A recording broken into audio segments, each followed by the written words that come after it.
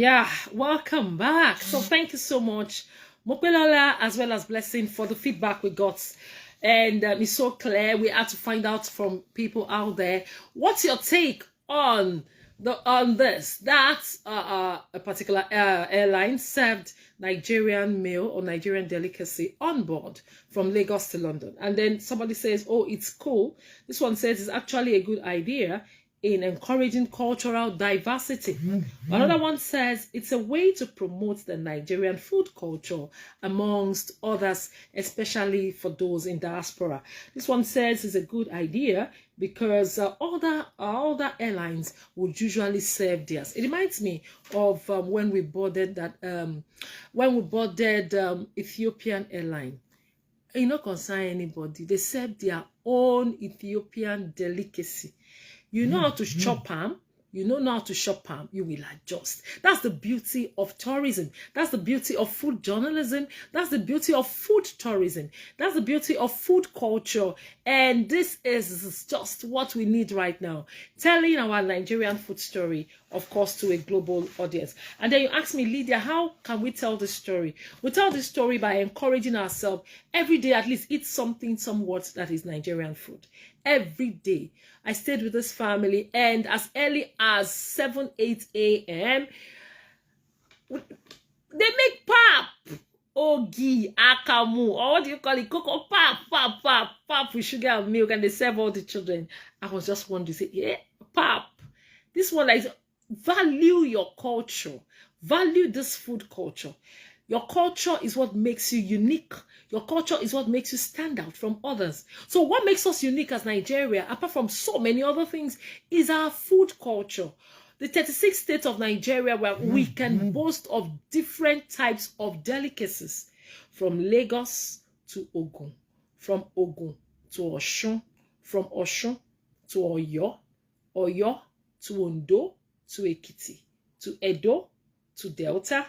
To Anambra, to Enugu, to Imo, to Abia. Then you turn a little bit to the right, to the south. You come to Rivers, Bayelsa. You look at Akwa Ibom. Don't go there. Hey, those food when you chop and finish, you know what I mean. Then you get to Cross River. Oh, then you move to Kogi.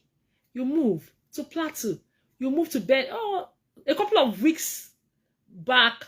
When I went to Benue, when I got to Boko, their yam, hey, yeah, you can eat it like that without even any vegetable or any soup. Then when they convert that yam to pounded yam, hey, let me not go there. Okay, so to Benue, I forgot Enugu State. Hey, Enugu can give you okpa. You try eating okpa or fio, or okwa. Oh, and then you get to Borno, you get to Sokoto. I remember when I did my youth service Sokoto, they will bring those kilishi. Hey, you eat kilishi. Yeah, I remember also they serve kilishi on board. Yes, on board the flight, they serve kilishi.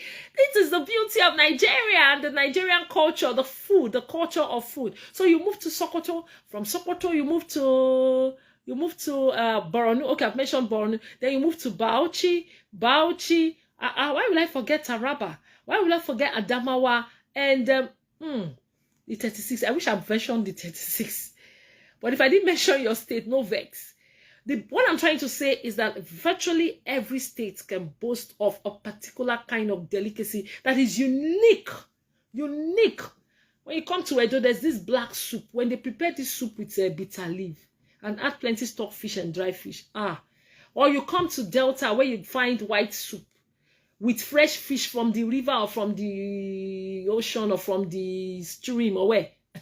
Or is a banga soup.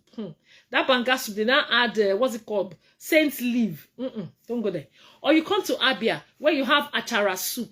Hey, with some egusi that is molded like this. Or you move to Ijebu. Oh, I remember my mom usually make this egusi soup that is called egusi Ijebu. When you make this soup, you will eat it with rice. You will eat it with swallow. You eat it with yam. You eat it with anything. With boiled potato. You find you just eat it. Now, when you make this egusi jebu, now you just garnish it with little bitter leaves or little efo shoko, or you just decide to use your green, not ugu, just use any of this tender, even spinach. You are done for the day.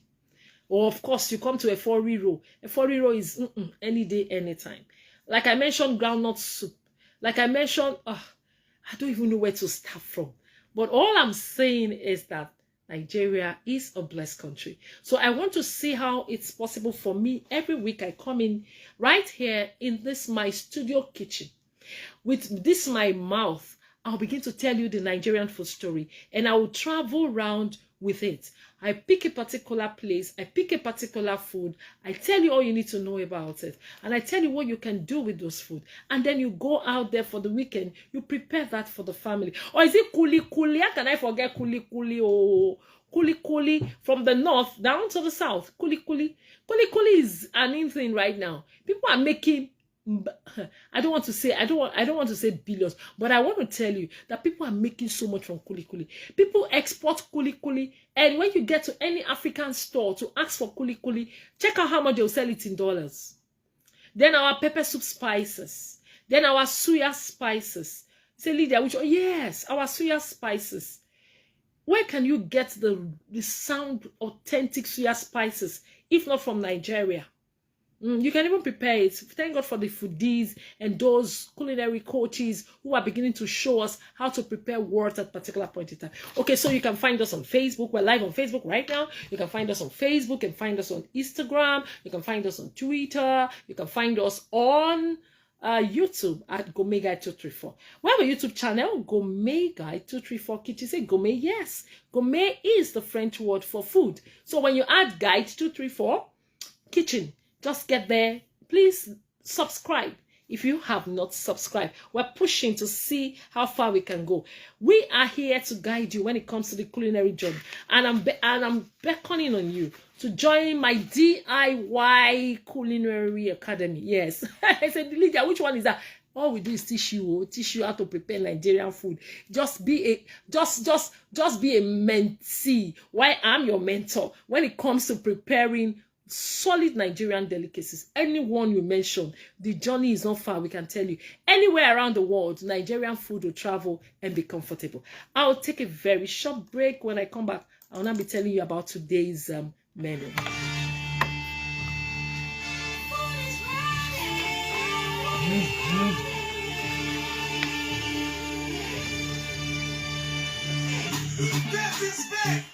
All right, so here I am. I'm holding on to this cookbook. I've always had this cookbook. I just kept it. It's so dear to my heart because the delicacies. Are you sure I have that time to really package something like this again? Well, I can still do it by the grace of God. But what I'm wanting to bring to your notice is that there is a cookbook that talks all about Nigerian delicacies. And you look at assorted soups and vegetables, proudly Nigeria. From our ugu leaves to our okra leaves, water leaves, to our ewedu leaves, to our spinach, to our saint leaf, uziza leaves. Which one? Utazi leaves. That one is so bitter. To our everyday bitter leaves. How do you combine all this to make something sumptuous for your? And the beauty of our Nigerian delicacy is that they are very healthy, immune boosting. Immune boosting, very important. They are far away from junks. They are like you taking medicine as food. So if you eat plenty of these are delicacies and you eat them well, I'm telling you, you can always be strong and you can always be fit to do whatever you want to do. But don't forget that, make sure that many of this food you eat, you add vegetables. If the vegetables are not much, make sure you take fruits. Now you say, which one? Let's begin with edikaikong. Edikaikong is a delicacy that is common amongst people from Akwa Ibom, Cross River, but now it has spread to all parts of Nigeria and even outside Nigeria, to different parts of Africa, and of course, different parts of the world. Virtually the 7 continents, you must find a particular family that relishes edikaikong. Edikaikong is made from ugu leaves, and also water leaves. Those two leaves are very important when preparing a dikaikong soup. And of course, you need plenty of crayfish. Then if you can lay your hands on shrimp, fresh shrimps, oh, why not? But if you can't find fresh shrimps, then the dry shrimps can go. Then there's this periwinkle called isam. The local language is isam. Very, very tiny periwinkle, but they are very lovely when it comes to edikaikong. That's why edikaikong is a complete nutrient. It's a complete meal because you have a combination of all the balances. The balance of protein, of vitamins, of oil. Why did I say oil? You cannot prepare edikaikong if you don't have palm oil. The beauty of a dikaikong soup is in the rolling of the palm oil. So when you want to prepare a dikaikong, you must have plenty of palm oil, you must have your ugu leaves, you must have your water leaves. Then for those who are far away and say, oh, where I am now, I can't readily lay my hands on water leaves, on ugu leaves, you can decide to do spinach. You have spinach, that can go. But you need crayfish, plenty. You need stock fish. You need fish, dry fish. It's either dry catfish, mangala fish, okpo fish. Some people use mala fish. Well, if you can, if that's what you can lay your hands on, why not? But you need plenty of fish. You need plenty of stockfish, and then plenty of onions. Then you need this Cameroon pepper, the scent, the smell, the aroma is not be here. So you need to add all that to make a lovely dikaikong delicacy. Okay, so when you walk or travel around and you interact with the efik, this is a lovely meal any day, anytime. And it's best eaten, for me, if you ask me, as lunch, because it's usually heavy. Because to enjoy your dikaikong, you need what we call 6 to 6. That is what? Fufu. Yes, you need fufu. Apart from that, you say, Lydia, I can't lay my hands on fufu. Do you know we have dry fufu right now? If you need it, I can give it to you. We have dry fufu. Yes, it's well packaged and it's usually for exports because we have so many Nigerians, Africans that are craving for this. And they say, oh, I want to still eat my Nigerian, my African meal. All right. So you can decide to do with fufu as swallow. You can decide to do this with pounded yam. You can decide to do it with semo. You can decide to do it with normal eba. Okay. Yellow eba or even white eba, whichever. You can decide to do it with different other types of swallow. Do you know you can use guinea corn for swallow right now? Yes, I tried it and it worked well. A mix of guinea corn with some water yam, dry water yam, blend them together. Both of them are brown. They turn out. And then you can decide to add a little ground rice or little cassava flour. You mix everything together. When you make this swallow, it will never give you can never have pot belly. Trust me, I'm telling you. Number 2, the protein in it is so much that you will not even bother about falling sick. And the carbohydrate level is quite low because guinea corn is enriched with protein. So if you need to add a little, maybe you add a little cassava flour or a little ground rice or rice flour, and then you make swallow. Have you tried to make oatmeal with some corn flour? You say, Lydia, I can't lay my hand on corn flour. You can lay your hand on pap. Yes, ogi, yes. So but make sure it's thick. Your ogi has to be thick. Then you blend your oatmeal until it is very smooth. Now mix with water and then add to that pap and then begin to make it as if you are making swallow. It's so light. For those who still want to eat swallow and you don't want to add weight, you don't want to have belly fat, you don't want to blow, you don't want to have, what's it called? Pot belly. Yes, I suggest you go for this. So good. Well, these days you find many people are making cabbage flour. Yes, cabbage, they make it as swallow. They'll blend the cabbage, add some oatmeal, some will add some rice flour, some will add some cassava flour, make it, and then it turns out to be swallow. Whichever swallow you are comfortable with, please go ahead.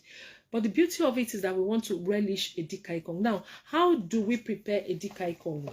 I've been able to tell you a dikaikong comes all the way from Akwa Ibom and Cross River State. And this is a sumptuous delicacy, a sumptuous soup any day, anytime. So with edikai kong, you will need, for 4 servings. Okay, let me consult my cookbook. For 4 servings, you'll be needing like 3 big bunch. I got to the market yesterday. I wanted to get just 3 maybe bunches of ugu leaves. By the time they gave me my price and they showed me the ugu leaves, they were not much. So now for 4 servings, you can do like 5 big bunches of ugu leaves. When you bring your ugu leaves, you need to wash properly because of sand. You know, ugu crawls on the ground. So when you buy the ugu leaves, you need to bring it home, soak it in water and wash properly, adding some salt. If you ask me, I like us to be natural, very, very natural. Anything you're doing, go natural, it will go very far. So when you have washed over running water for a long time, you just keep that aside. Then you also get your water leaves. For water leaves, 5 big bunches will also do. And then you bring them home, shred them, wash properly, and then you cut into very, very tiny bits. You shred into tiny bits. You keep them somewhere. Then you need your meats. You say, what kind of meat? Any kind of meat. Any kind of protein, any kind of animal will go.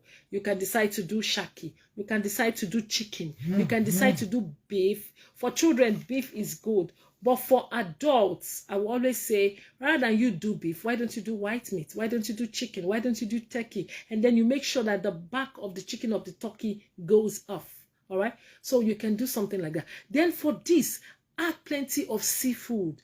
Make sure you have shrimp, fresh shrimp. If you have dry shrimp, good and fine. Me, I can't stand dry shrimp because it somehow, I feel it's hard. You can blend it into powder and then mix with your meat while it's cooking. So what you do, you just wash the meat properly, any of the meat, then put it on fire, add your salt to taste, your seasoning to taste, then cut in your Cameroon pepper. If you can't lay your hands on the fresh Cameroon pepper, you can do the dry Cameroon, ground Cameroon pepper. Sprinkle around the pot, cover, allow it to cook for a while. Keep checking to be adding water gradually. Don't put your meat and then start adding water. Gradually, you begin to add some water. Now, while that is going on, you get your stock fish, you wash properly, add to the pot so that everything will be boiling at the same time. And then the aroma will just all over the place. Then get your dry fish, whether it's mangala fish or okpo fish or catfish or even croaker dry fish or any of the anyone. Wash properly, debone, add to the pot. While this is cooking, you have already blended your crayfish. So add to the pot. All this will be cooking. Add more pepper so that you must smell the spiciness. Let me put it that way. You must smell it. The smell of the spicy stock, meat stock must be, must be felt right there in the kitchen. All right. While all this is going on, the next thing also, don't forget your periwinkles. Some people like to suck the periwinkle as it comes. That is, in its shell, in the black shell. What you do is you break the end of the periwinkle, the tail end, cut it off. So you cut off the dirty part. Then you wash properly with salt and water. Running water, you wash and wash so that you can remove the sand from the shell and make sure it's clean. Well, if you really want to enjoy the real local edikai kong, you have to use the periwinkle with the shell. But some people don't like it that way. They can't stand it, and they say, no, what am I sucking? So if you are the type that will not want something like that, then go ahead, make sure you get the periwinkle that is already cleaned. When you get to the food market and ask the women, they will give you the shelled periwinkle. They will also give you the periwinkle that is deshelled. So go for the deshelled periwinkle. When you bring it home, just wash slightly, add to the pot. While all this is cooking, I also suggest snails. Snails are nice when you want to cook edikai kong. But make sure you get the snail. You can use lemon and lime to wash your snail. I'm going natural and something that is very healthy and something you can always identify with. Some will want to use alum, some will want to use salt, but I suggest to you, this is Gourmet Guide, and this is a food show where we guide you when it comes to the culinary journey. So go for lime, go for lemon, cut into small bits, pour them in water. Then once you have deshelled your snail, put them there. You'll find that every slime is taken care of automatically.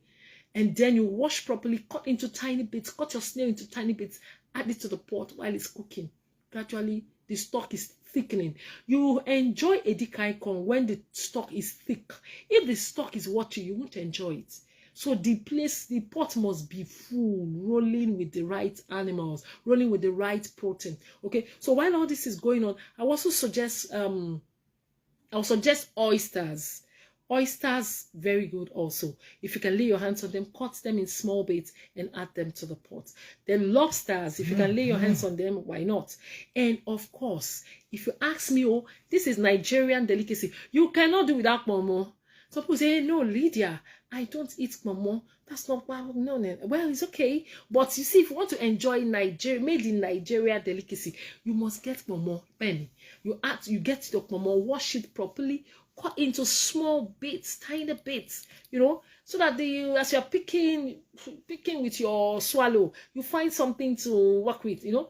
But make sure it's tender. That's why you need to cook everything together until they are so tender, so soft. Yes, it's better than for you to eat, especially for adults, that you start having toothache. So by the time you have mixed all this together, our soup is getting ready.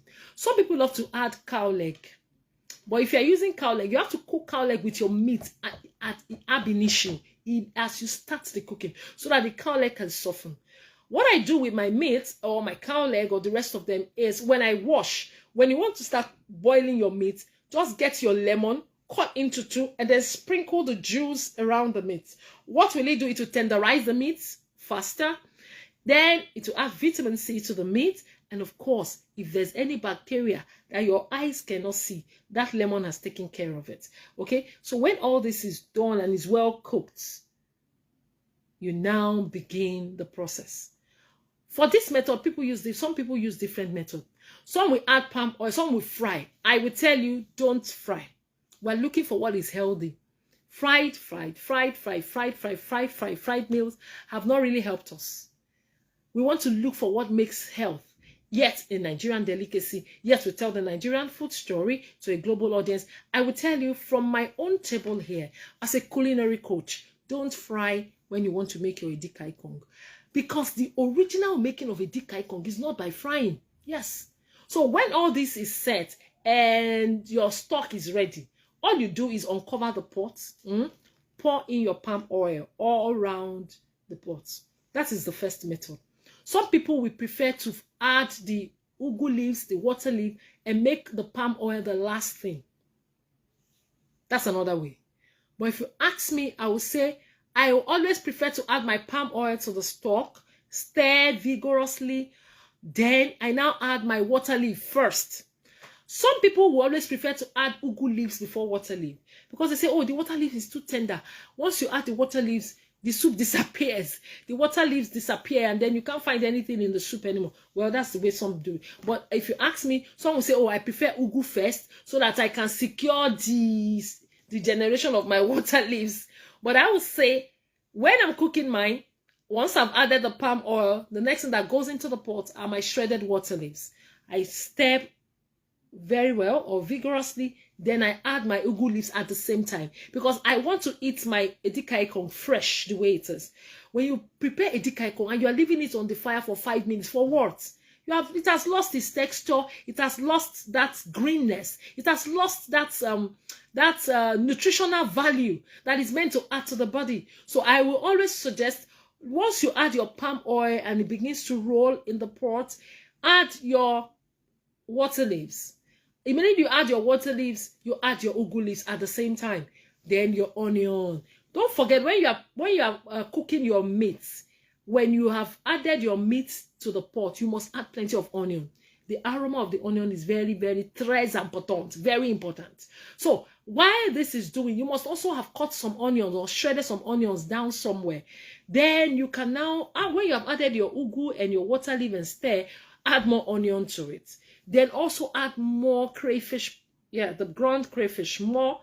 Then also add some fresh peppers more if you can still, if you are comfortable with how spicy the soup is going to be. You now stir everything together. If you ask me, 60 seconds, remove the pot from the heat. You say, Lydia, why? Yes, because you want the greenness of the water leaf and the ugu leaves to still remain, and you want the fresh, crunchy sound of your onion to still be intact. But when you cook your vegetable soup for 3 minutes, 5 minutes, 10 minutes, abba, you have lost the essence of the nutritional value of that vegetable. Cook it and remove it from the heat as soon as possible. That is 60 seconds. That's my own suggestion. 60 seconds, you remove it from the heat. Don't forget, you have cooked the meat, you have cooked the fish, you have cooked the shrimp, you have cooked the periwinkles, the pomo. Everything is rolled together. So the soup is very, very ready. Then when you remove from heat, you can now make your swallow. You can decide to make eba. You can decide to do fufu, which you call 6 to 6. You know that 6. Why is it called 6 to 6? Because when you eat it for the next how many hours, that's why it's best prepared or preferred as lunch. When you eat this, you are full for a couple of hours. So for that period, you can be busy, you can be walking around, you can be doing something. Before night, the food, and because there's plenty of vegetable accompanying the swallow, then you are good to go. So that is that. Now, once this is ready, you can decide to use any of the swallow. You can use your pounded yam. You can use your ground rice. You can even do lafu. You can do amala, funny enough, any of the swallow. But for me, the best swallow will always be fufu or pounded yam, or maybe semo. Good. Some people will do wheat, some people would do ground rice, some people will do whichever one you want. This is my Nigerian food story that have given to you this evening.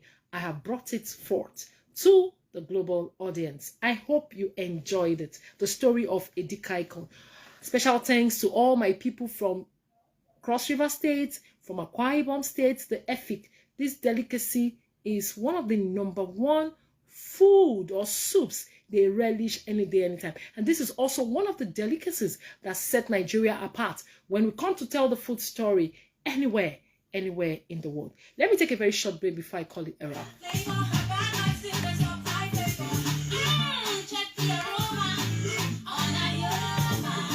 Okay, so on this note, I say thank you. You can go to the food blog, gourmetguide234.com. We posted something about McDonald's trying to now have a partnership with Israeli restaurants, especially because of the boycott that happened a couple of weeks and months back, because McDonald's decided to support Israel. And the story is a developing story. It will continue. We'll tell more of the stories by the time we meet again. I want to say thank you to every one of you for listening. Thank you, Mukbilola. Thank you, Blessing. We'll receive more feedbacks. Let's do Nigeria. As much as we go through our challenges, the journey, at the same time, we have so much to celebrate when it comes to our food culture. And here I am as a culinary coach to tell you the Nigerian food story. Don't forget the importance of food journalism as you combine it with solutions journalism. Till I come your way again, my name is Lydia Enyidia Eke saying, have a great weekend. God bless Nigeria. We'll be taking the World Community News at 5. I'm sure Adeola is standing by. God bless you. Let's continue this conversation on all our social media handles at Gourmet Guide, on LinkedIn, on Instagram, on Facebook, and of course, please go to YouTube and then subscribe.